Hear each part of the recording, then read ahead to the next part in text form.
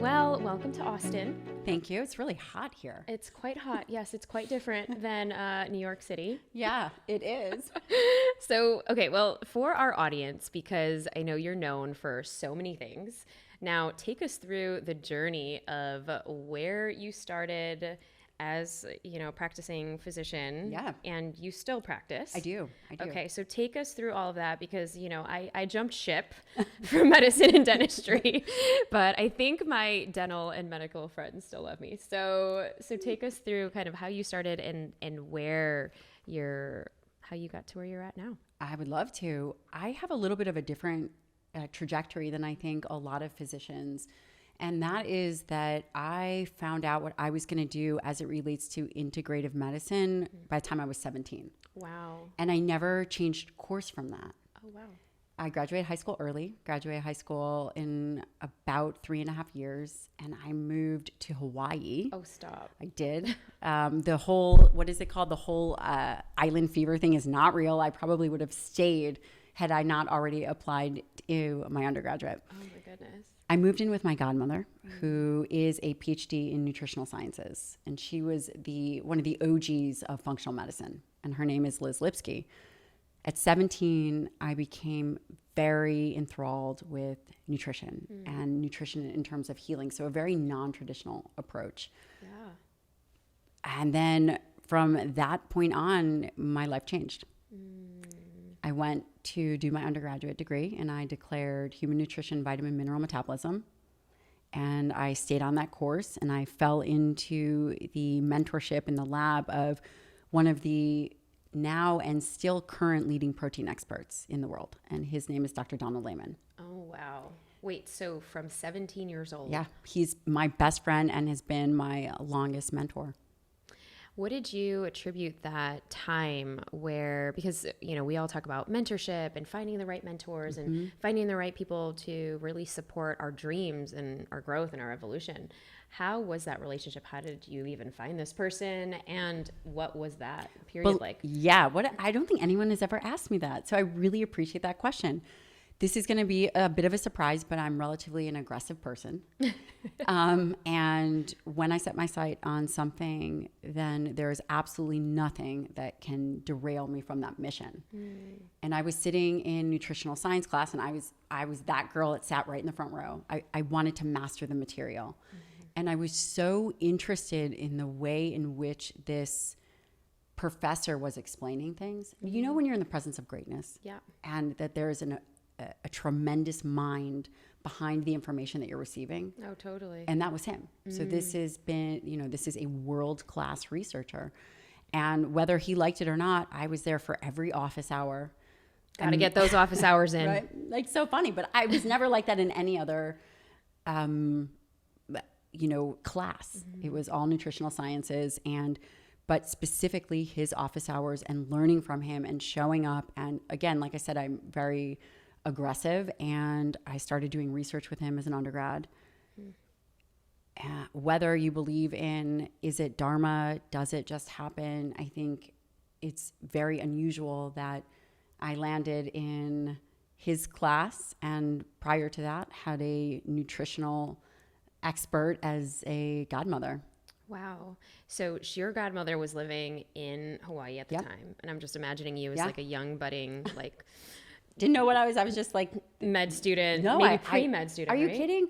By the time when I was 17 years old, I got there and I'm like, okay, what are we doing? And I just was like gonna pick shells off the in Hawaii. Totally. Pick mushrooms and shells, and that was it. Oh my goodness. So this kind of landed at your feet, basically. Yeah, I can't tell you how serendipitous that is. Landed at my feet.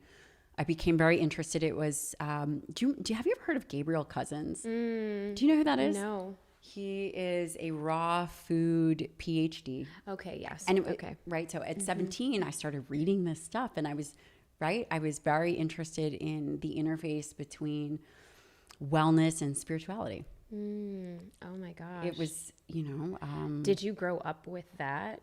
No, I didn't actually. Was it more traditional, like religion when you were growing up, or?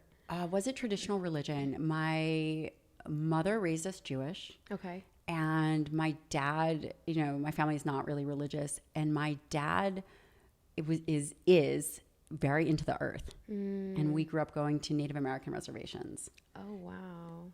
Was there a spiritual side exposed to me from a very young age? I would say yes. Absolutely. Was I, when you're young, you're kind of checked out to the whole thing. But I would say that by the time I was 17, there was definitely a resurgence of questioning, and perhaps that's the nature of the age. Right. I'm not totally sure. Yeah.